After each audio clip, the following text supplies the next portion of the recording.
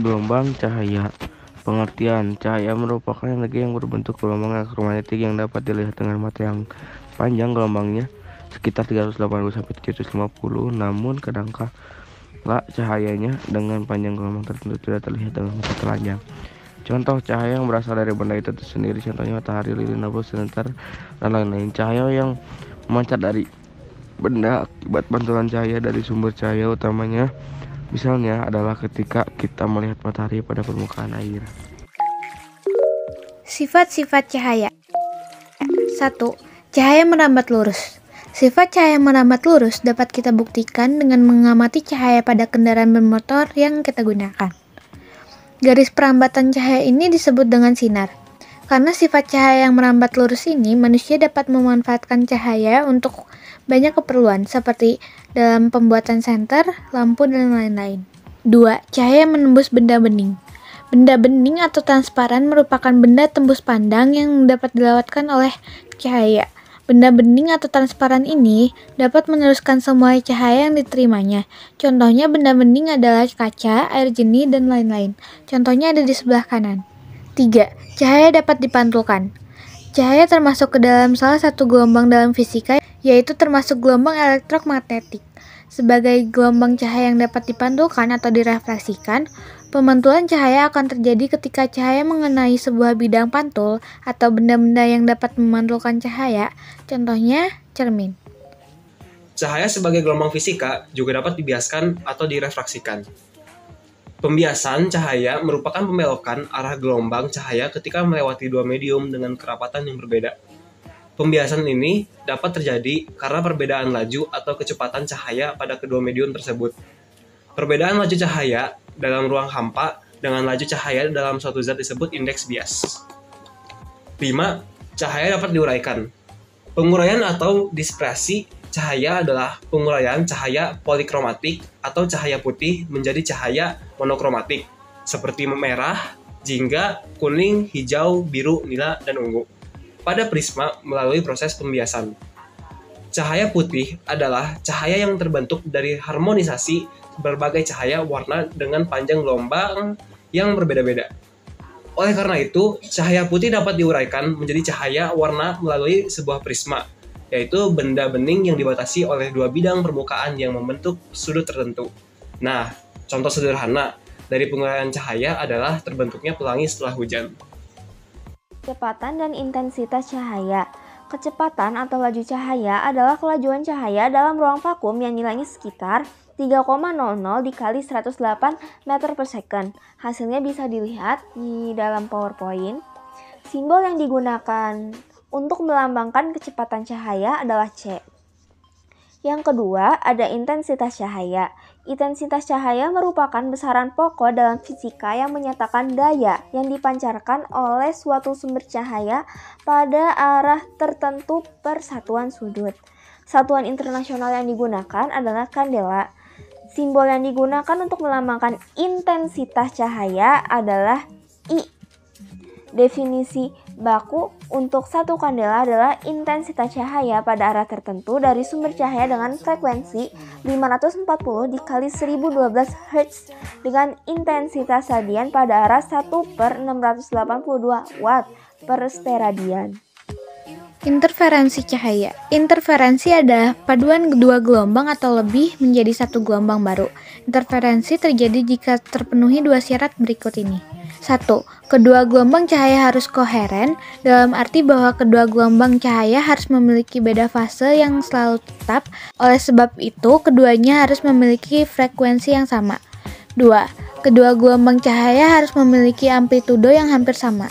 Nah, di poin interferensi ini terdapat rumus yang harus kita pelajari agar kita dapat memahami cara mencari interferensi yang ada di dalam cahaya. Yang pertama ada interferensi celah ganda atau interferensi Young. Memiliki rumus D dikali Y per L sama dengan M kali lambda. Bisa juga D kali sin theta sama dengan M kali lambda. D adalah jarak dua celah, theta adalah sudut, lambda adalah panjang gelombang, M adalah orde, Y adalah jarak pola. Untuk orde di celah ganda ini, terang ke terangnya adalah 1, gelap ke gelapnya adalah 1. Terang ke gelapnya sama dengan setengah. Yang kedua, di interferensi celah banyak. Rumusnya 1/n kali sin theta sama dengan m kali lambda. Bisa juga 1/n kali y/l sama dengan m kali lambda. Untuk n adalah banyak celah. Untuk ordenya masih sama seperti yang sebelumnya. Interferensi pada lapisan tipis. Pola interferensi pada lapisan tipis dipengaruhi oleh kedua faktor, yaitu panjang lintasan optik dan perubahan fase sinar pantul. Cincin Newton. Cincin Newton adalah pola interferensi yang terbentuk oleh sebuah lensa yang sedikit cembung yang diletakkan di atas sebuah keping gelas datar. Bila cahaya monokromatik dipantulkan oleh kedua permukaan yang berdekatan ke mata pengamat dengan sudut tertentu, titik singgung lensa akan terlihat sebagai sebuah lingkaran gelap dikelilingi sederet cincin terang dan gelap.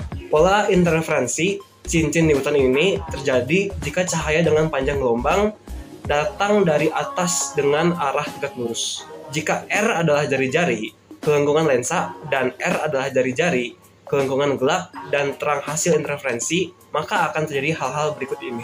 Perhatikan diagram interferensi celah ganda berikut ini.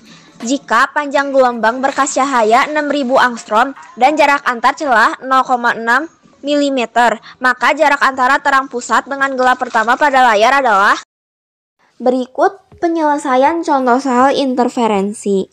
Diketahui pada soal lambda sama dengan 6000 angstor sama dengan 6000 dikali 10 pangkat min 10 meter. L sama dengan 80 cm. Difraksi cahaya. Difraksi adalah peristiwa penyebaran atau pembelokan gelombang oleh celah sempit sebagai penghalang. Gelombang terdifraksi selanjutnya berinterferensi satu sama lain sehingga menghasilkan daerah penguatan dan pelemahan. Difraksi celah tunggal. Difraksi Fraunhofer yang dihasilkan oleh celah tunggal. Salah satu jenis difraksi Fraunhofer yaitu difraksi dengan sumber cahaya dan layar penerima berada pada jarak tak hingga dari benda penyebab difraksi.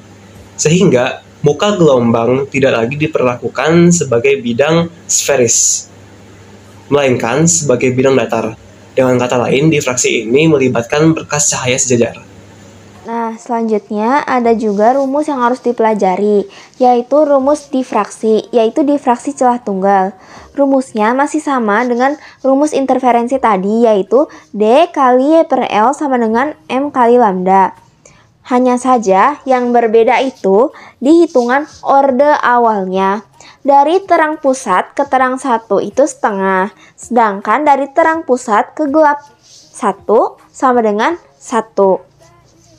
Untuk hitungannya, terang ke terang itu 1, gelap ke gelap itu 1, terang ke gelapnya setengah. Difraksi celah majemuk.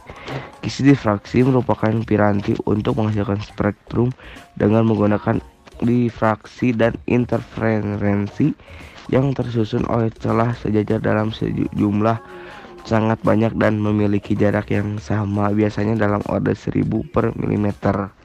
Contoh soal. Sebuah celah sempit tunggal dengan lebar A disinari oleh cahaya monokromatik dengan panjang gelombang 5890 angstrom agar terjadi difraksi maksimum dengan orde pertama pada sudut 30 derajat. Lebar celah tersebut adalah. Untuk pembahasannya, kita memakai rumus D sin theta sama dengan M ditambah setengah lambda. A sin 30 derajat sama dengan 1 ditambah setengah 5890 angstrom. Jadi tetanya diganti menjadi 30 derajat sesuai soal, dan lambdanya diganti menjadi 5890 angstrom. Jadi karena sin 30 adalah setengah, dimasukkanlah rumusnya menjadi A dikali setengah sama dengan 3/2 dikali 5890 angstrom. A sama dengan 3 dikali 5890 angstrom sama dengan 17.670 angstrom. Nah, di poin selanjutnya ada polarisasi. Polarisasi cahaya. Polarisasi adalah pembantasan gelombang vektor yang membentuk suatu gelombang transversal sehingga menjadi satu arah. Tidak seperti interferensi dan difraksi yang dapat terjadi pada gelombang transversal dan longitudinal. Efek polarisasi hanya dialami oleh gelombang transversal.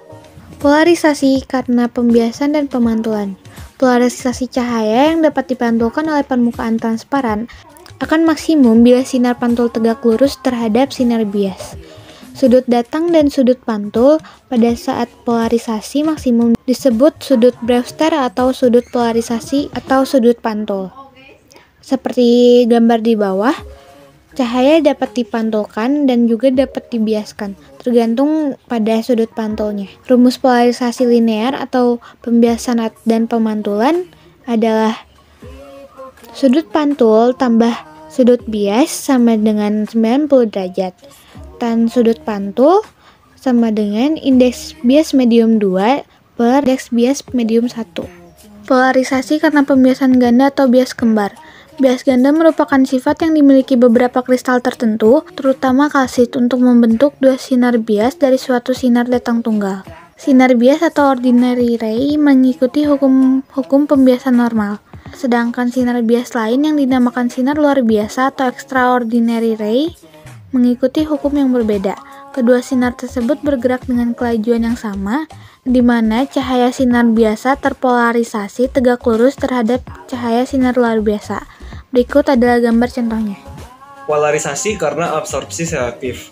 Cahaya yang terpolarisasi bidang bisa diperoleh dari cahaya yang tidak terpolarisasi dengan menggunakan bahan bias ganda yang disebut polaroid. Polarisasi karena hamburan.